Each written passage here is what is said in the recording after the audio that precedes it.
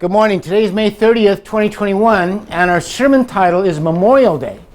Because, of course, tomorrow is Memorial Day, a day we should honor all those who died laying down their life for the sake of others, which is words from the Gospels, from Jesus Christ himself. There isn't a greater love that one should lay down his life for his friends, right? That's how you know. That's their deepest love.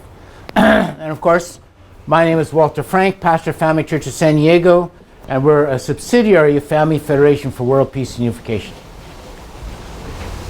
So the first Memorial Day, right? What's the first Memorial Day? And to me, this is always really significant because when was the first Memorial Day?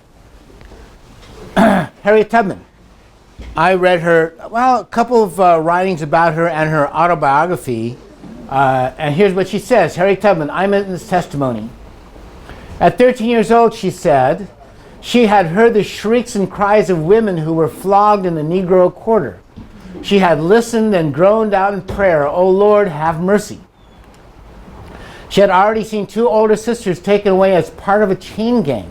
She had seen the agonized expression on their faces as they turned to take a last look at their old cabin home and watched them from the top of the fence as they went off weeping and lamenting till they were hidden from her sight forever. And she was beaten severely, by the way. Hurt her head, she had headaches her whole life, but also visions. And she became a savior of many people. Next one. She helped a slave named Joe to escape. She realized she had to help people escape from there. She escaped herself and then thought, I'm going to go back and help people escape. So she saved hundreds of lives from slavery. So I think there should be statues of Harriet Tubman. Tear down all the statues of Southern owners or Jefferson Davis. Tear them all down. Build statues for Harriet Tubman. Joe was described as strong and powerful and an intelligent and faithful person. Being valuable, he was sold at a high price. So in one plantation, he was prized because he was smart, intelligent, could be foreman, worked hard. But then that master sold him to another one. The new master began beating him because he was intelligent. He thought he's too intelligent. He might rebel, so he decided he would overcome him.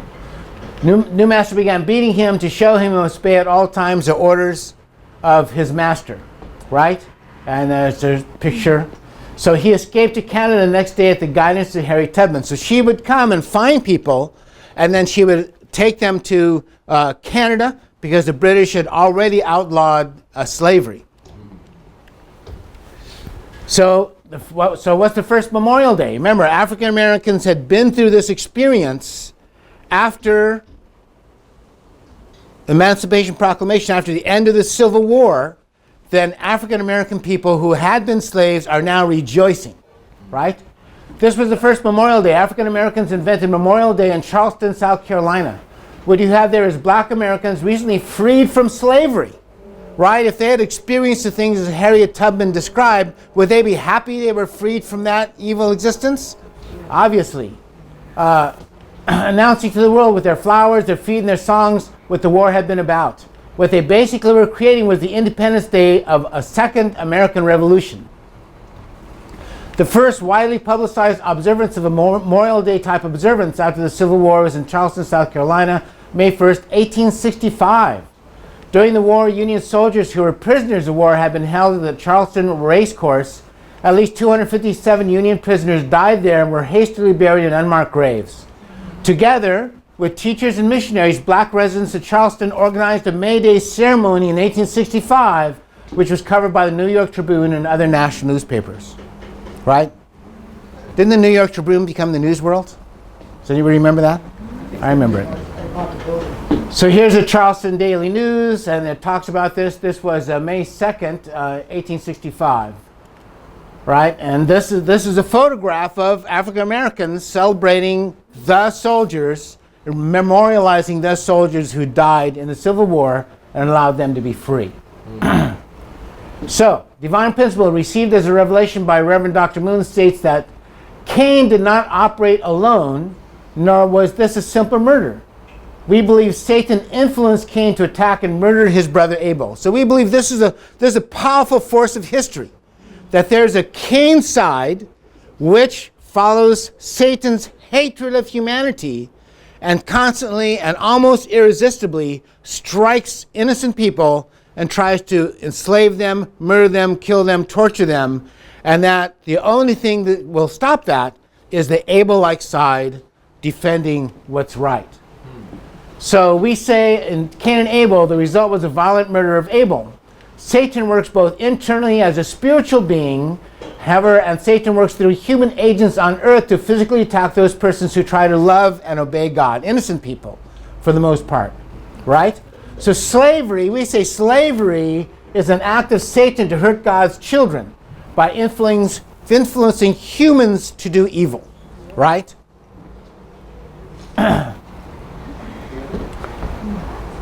When you turned that off or whatever you did that, it made this go darker. Do you know why?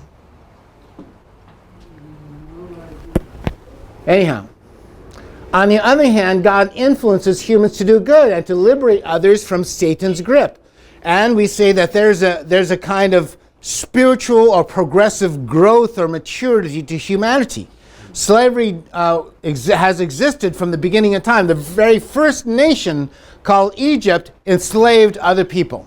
And every nation after them enslaved other people. Everybody did. North American Indians enslaved people. Aztecs enslaved people. Africans in Africa enslaved other Africans. White people enslaved people. French enslaved. Everybody enslaved somebody because we say the nature of human beings was always evil almost all the time. Right? The abolitionist movement developed was a direct result of the Protestant Reformation of Christianity. So there's a force, so if everybody enslaves people, and today, where are their slaves? Are there still slaves today? Absolutely. North Korea enslaves people. China has more than 1 million people enslaved in slave labor camps, right? There's still slavery, but there's one force that stopped slavery. It's called the Protestant Reformation. The Catholics, by the way, also fought slavery. So the development of a spirituality called Quakerism, they became not abortionists, abolitionists. Spell checker did that wrong. The development of Methodism was an abolitionist Christian movement. Spell checker. Northern Baptist Church, abolitionists, and millions of others, including all the northern states and the new states such as California. When California joined the Union in 1849, they joined the Union and they said, no slaves here. You cannot bring slaves into California. We will not allow slavery in our state. And many other states joined them in that effort. Why? Because this is Christianity, Romans 18. If it is possible, as much as depends on you, live peaceably with all men, with everybody. So Christianity doesn't recognize black skin or white skin or yellow skin. Christianity has been all over the world witnessing to everybody, trying to lift up the whole human race. So we say there's a battle between good and evil on earth through human agents who can be neutral, who can be evil, or who can be good. Right? So Lincoln, we believe Lincoln was used to do good and to abolish slavery. And here's what he says. Lincoln suggests that the death and destruction wrought by the war was divine retribution to the United States for possessing slavery, saying that God may will that the war continue until every drop of blood drawn with a lash shall be paid by another drawn with a sword, and that the war was the country's woe due. The quotation, the judgment of the Lord are true and righteous altogether, is from Psalms 19:9 in the King James Bible. So this was clearly what happened.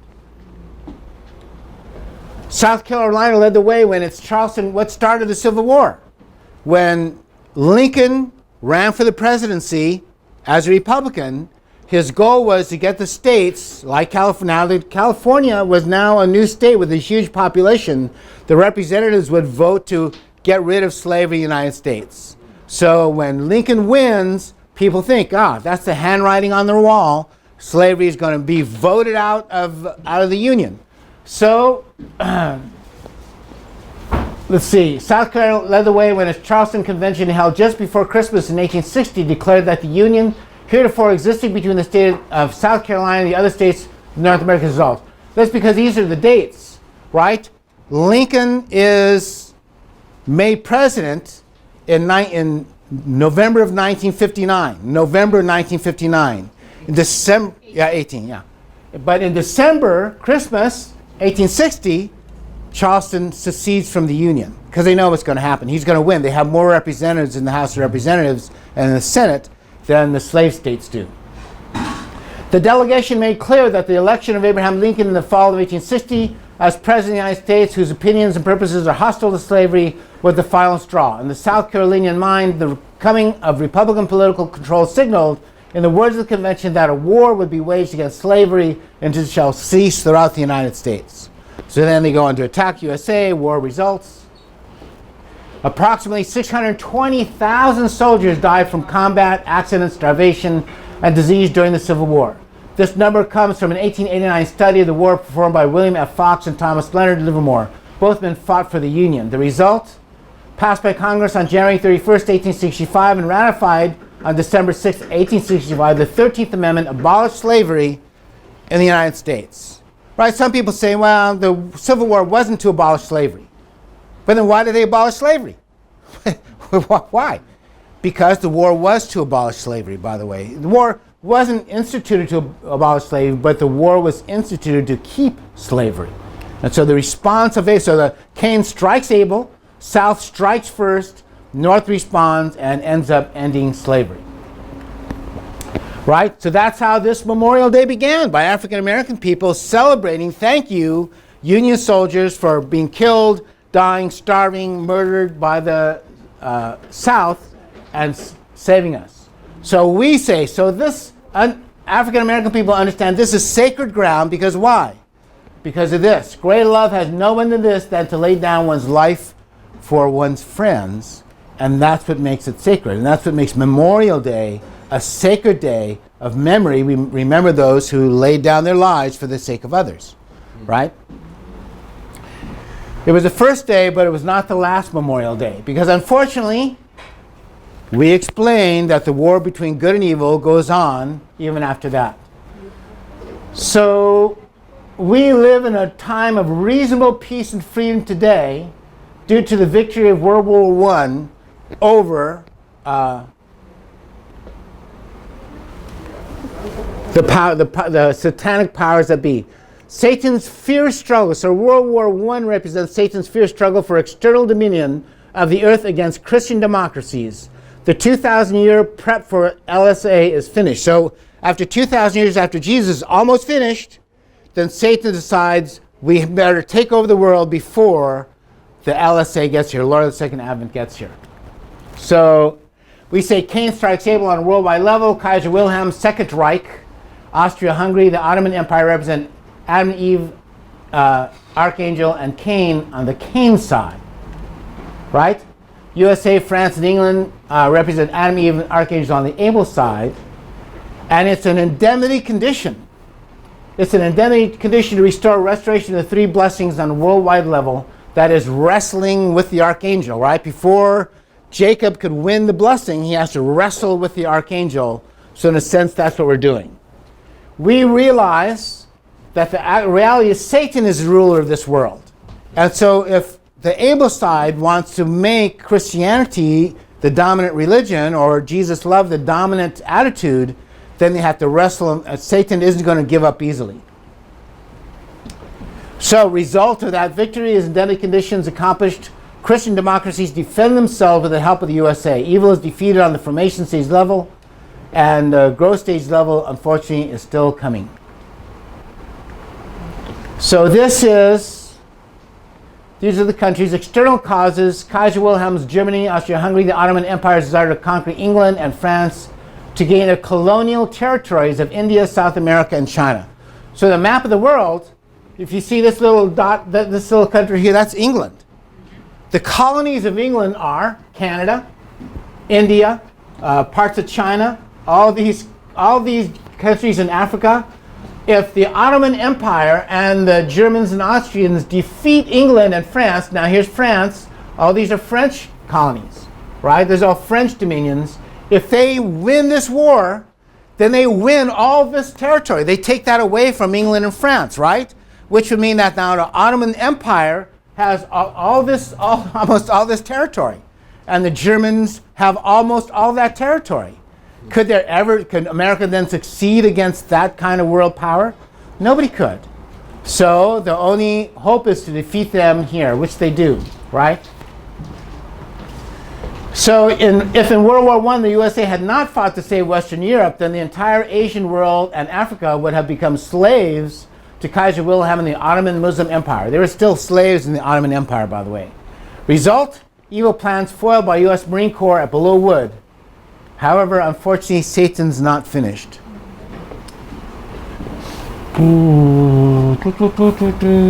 This is a cemetery in France where thousands of American bodies are interned after the war with the German army. And what happened was, you can see here's Russia, right? We all know what happened. The World War I was 1914 to 1919. 1917, what happened to the Russians? They were fighting the Germans and Austrians. What happened in 1917? They surrendered. They said, forget it, we're not going to fight you anymore. So you know all the movies and all the sites, Germans and French and English are fighting right here, and they can't win, right? But then what happens is in 1917, all the Germans who are fighting the Russians don't have to fight the Russians anymore. So they come and begin to overrun the British and the French. And the French, in fact, call a retreat. Who's there? US Marine Corps. Says, no, we're not retreating anywhere. Why? Because, anyways, long story, but nevertheless, the US Marine Corps defeats the Germans and changes world history so that after World War II, all the colonies are finally released. And there's many cemeteries like this, right? Here's France, 42.5 acre Asnières Marne Cemetery Memorial in France. This is at the foot of the hill where it stands Belleau Wood. The cemetery contains the graves of 2,289 war dead, which we call sacred ground. We call that sacred ground, right? And it's honored and held by the French people because people died for them. That is, greater love has no one than this than to lay down one's life for his friends. Americans died there. For what? For freedom, for not only, it's a world war, not only for French and English, but for the world to not be enslaved by those people anymore. World War II, same thing. Satan develops what's called totalitarianism, which is worse than just medieval tyranny. It's worse because they want to control your mind, your ideology, what you think, what church you go to, and all those different kinds of things. And what's the goal? To enslave people, right? We just read that in the United States and England, slavery was ended by 1860. No more slavery. Who reinvented slavery? Communists. Well, before communists, who reinvented slave labor camps? Adolf Hitler. Tojo in China. Tojo created slave labor camps of Koreans and Chinese people and Filipinos. Right? My uncles are Filipino who actually lived in Philippines during the war, and they hated the Japanese. Sorry, Japanese brothers and sisters here who had nothing to do with World War II, but they understood they were enslaved, and my uncles would tell you all about Japanese torture and mistreatment. So anyhow, so all these guys recreated slavery, and just as Cain attacked Abel, Axis powers attacked the democracies first. Why? Because Satan hates humanity, hates everybody, hates Filipinos, hates Koreans, hates Chinese, hates Japanese, hates everybody, right? And because he hates Hebraism the most, the Holocaust took place. And Christians and humanity in general. 55 million people minimally were killed by these three great powers during World War II on purpose, just to take their land and enslave the people. It's unbelievable. So what happened, right? The cruelty and hatred of Satan was released in such a way that most people, you can't imagine what happened then, right? It's unimaginable. And even the people who are victims still can't talk about it because what happened to them is too terrible. Right? If you read Viktor Frankl and different people like that. Britain enraged by new Nazi horrors as they discover the slave labor camps and concentration camps of Germany and Poland. Japanese war crimes, you can read about these. The most infamous incident during this period was Nanking Massacre, 1937 to 38, when according to the findings of International Military Tribunal for the Far East, the Japanese army massacred as many as 300,000 civilians and prisoners of war, although the accepted figures somewhere in the hundreds of thousands, but there were no records kept and everything was burned. Right? And that's just Nanking. Uncles could tell you about Luzon in the Philippines, and there's all kinds of shit. Shanghai, massacre of Shanghai, etc., etc. What happened?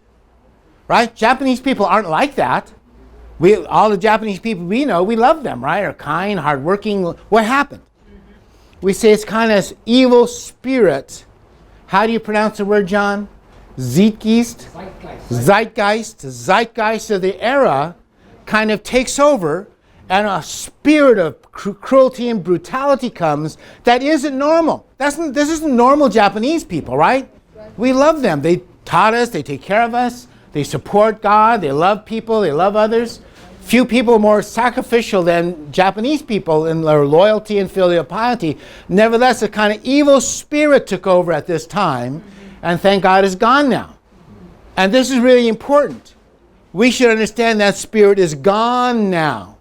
You can't blame current Japan for this Japan. That's right. Yeah, that's really important. You cannot blame current Japanese for the crimes of these people. It's a mistake.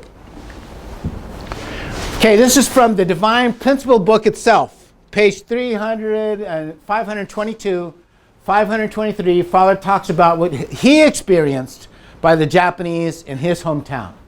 Japan, after her annexation of Korea by force in 1910, completely deprived the Korean people of their freedom, imprisoning or slaughtering numerous patriots, and worst of all, invading the royal palace and even killing the queen.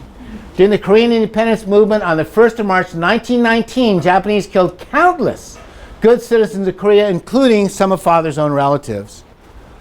Right?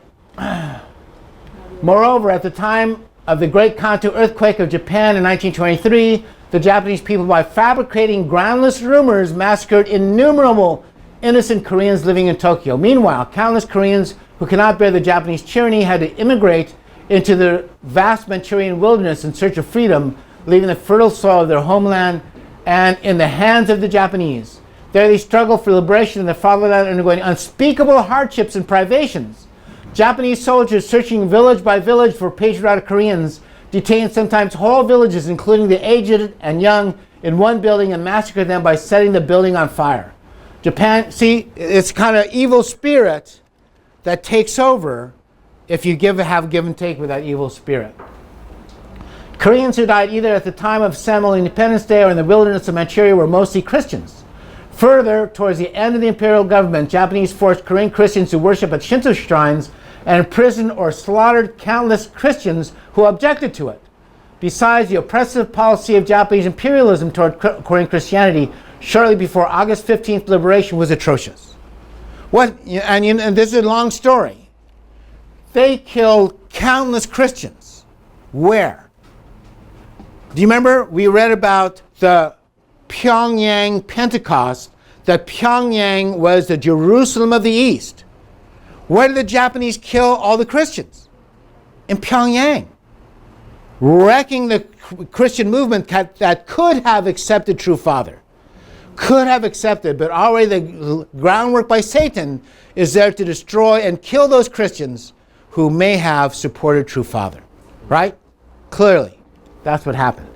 What happened on August 15th? You guys know?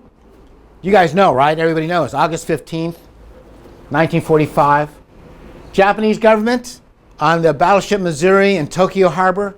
Japanese government surrenders to who? General MacArthur, the United States, British leaders are there. I don't know if there's any French leaders are there. But there's the unconditional surrender to Japan on August 15th, right? And here's some, I couldn't put all the pictures because there's just too many pictures. But here's just one. The world enters the era of peace today rationing of gas ends today, right? The world enters the era of peace. That was this date, August 15th, right? The same date that Korea was liberated was the day that the Japanese surrendered in World War II. And actually, I could put pictures of so many celebrations. In China, they celebrated. In the Philippines, they celebrated. In Burma, they celebrated. In Canada, they celebrated. In England, they celebrated. In France, they celebrated. The whole world had a tremendous celebration on August 15th, right? What a celebration of happiness, joy. The idea of a peaceful world was coming, and that's Memorial Day. Because you know why? It took many thousands, tens of thousands, hundreds of thousands of men and women died to bring peace, a peaceful era in our time. Right? On the other hand, so the results of World War II, Satan develops totalitarianism to enslave people, and then they attack democracies. Democracy overcomes totalitarianism to succeed on a growth stage level. Cain is unable to kill Abel. Abel, in fact, strikes Cain, led by the USA, and after the war did what? Forgave their enemies. Right now, Japan's our best friend. I drive a Toyota truck and a Nissan car. I love Japanese people. They're on our side now. God bless them. So let's celebrate our Japanese brothers and sisters because they weren't part of World War II, right? And indemnity to free colonies throughout the world. Now, suddenly colonies began to be free by, remember we showed the picture of all the colonies by France and Belgium, all those, they're all free now, right? There's no more colonies left after World War II. So we say that's because God is working with the Holy Spirit on a level of maturity for all people to rise up to a more mature understanding that all men are brothers, all women are sisters, right? So that's what happens. And we say after this horror, Jesus Christ anoints for everyone to begin the blessing of marriage. The goals of all this is the creation of God's image families, and this is the foundational to modern Christianity, and that's what we're doing, blessing families. Why? Because if the fall of man was the destruction of Adam and Eve's family, Cain killing Abel, Adam and Eve, well, they weren't together. And if that's the origin of evil, then the ending of evil must be the recreation of ideal families centered on God, of following the Word of God. That must be the source of world peace. If the source of world war is Cain killing Abel, then Abel and Cain loving each other must be the source of world peace. Does that make sense? So this is American cemeteries all over the world. They're all over the world. There are American cemeteries in the Philippine Islands. There's American cemeteries in Guadalcanal and all these different islands. There's American cemeteries. There's American cemeteries in France. There's American cemeteries in just all over the world now. Why? Because Americans died for the sake of other nations. U.S. cemetery overlooking Omaha Beach. Right, so Christian democracies versus, there's World War III. Christian democracies versus atheistic communists and other countries in Third World War. So if the Christian democracies had been defeated by the Soviet Union, Red Shot and others, then the world would have been plunged into worldwide atheism and worldwide slavery, right? Didn't we mention where's there still slaves? There's no more slaves in the USA or France or England or any of those countries where there's still slaves. There's only still slaves left in the communist countries. Right, in China, in North Korea, in other communist countries, in Cuba and other places like that, there's still slavery. It never went away because slavery is the idea of Satan. How do I enslave human beings and keep them from reaching their full potential? Right? When you don't let slaves learn how to read, you don't let slaves own their own property, you don't let slaves be free to think great thoughts or be kind to their family or their friends, you just enslave them and work them to death until they die. That's Satan's idea, right? Christian idea is different. This is from the Black Book of Communism. This is written by Stephanie Courtois and others, and it was a book that was written to understand that there are no good leaders of socialism. Right? Whenever people talk about socialism today, like Bernie Sanders and other socialists, they say the reason socialism never works is because there was never a good leader of socialism.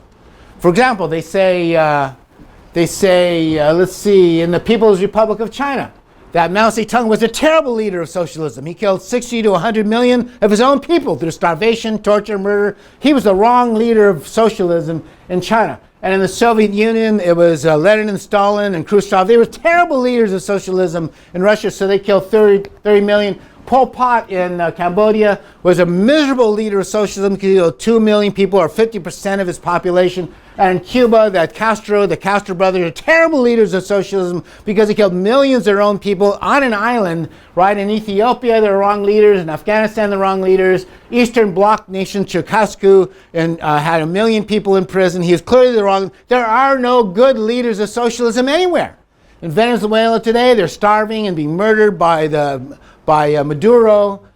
there's no good leaders of social media. Why? Because it's a tyrannical idea of socialism.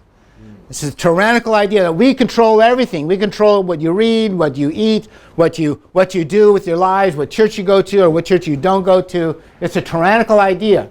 So they think millions of people have been killed by this crazy idea called socialism or communism.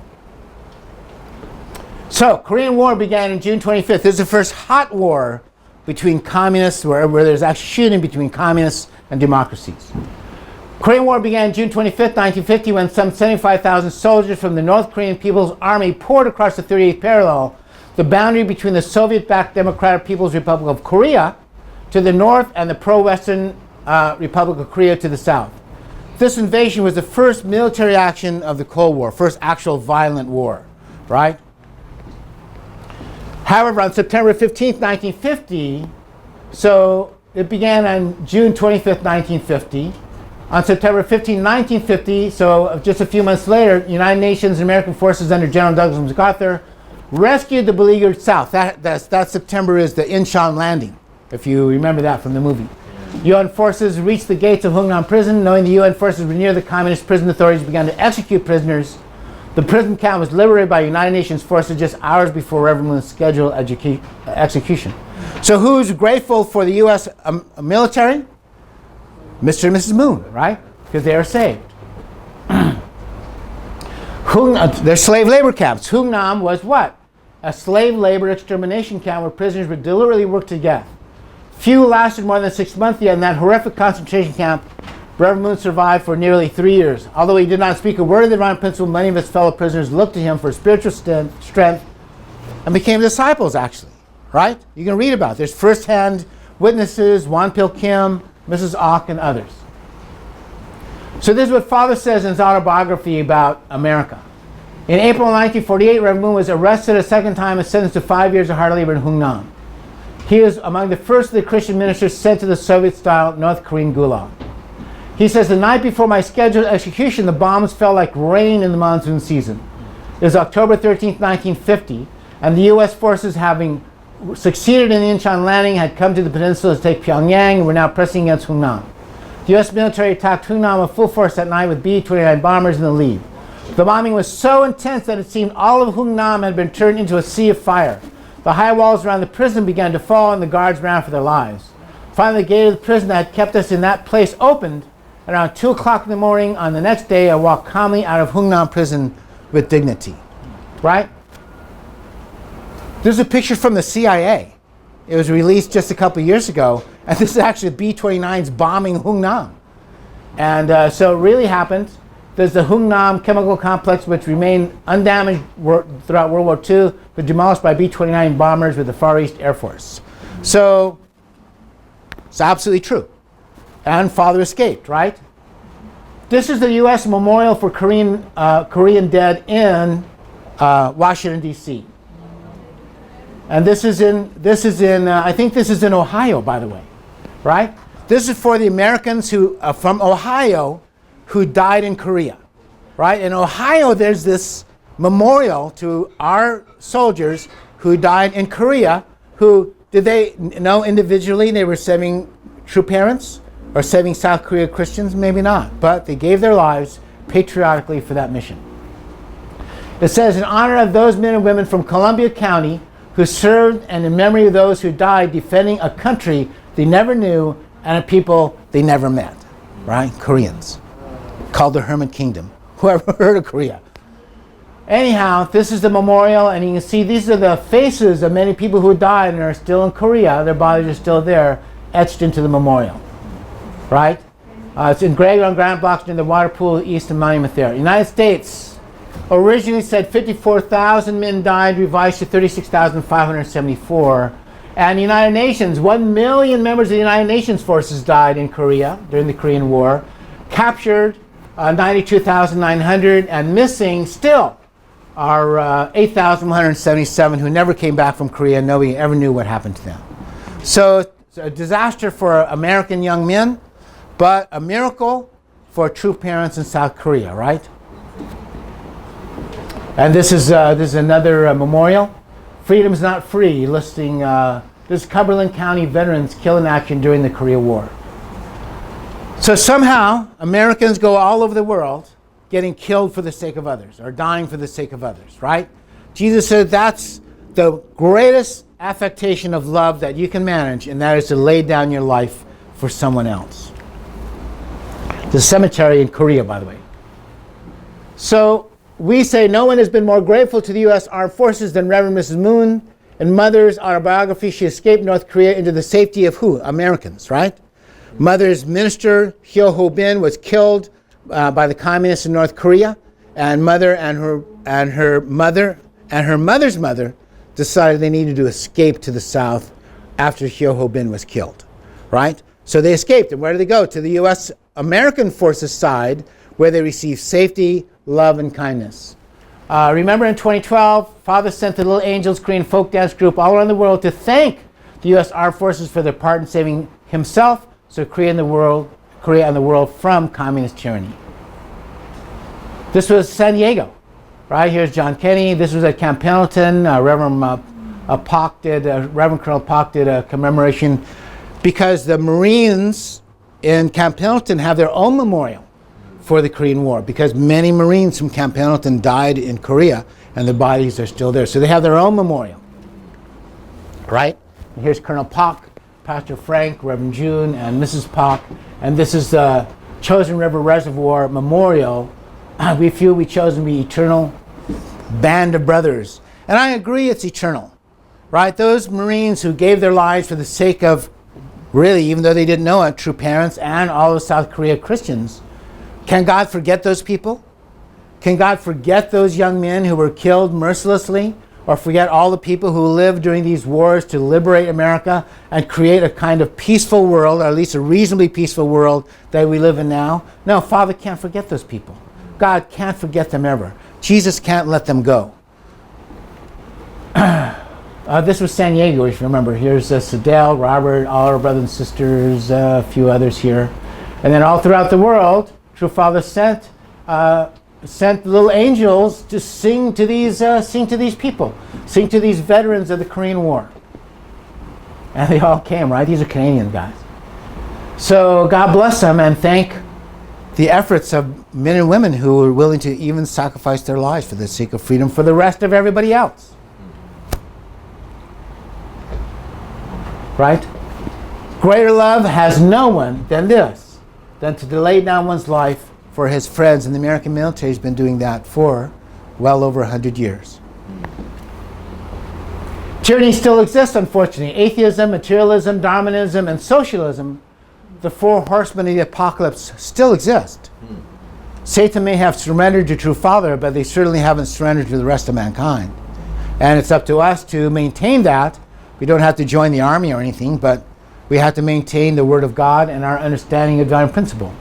Amen? Amen. Amen. Thank you very much. God bless you. I appreciate your hearing and listening.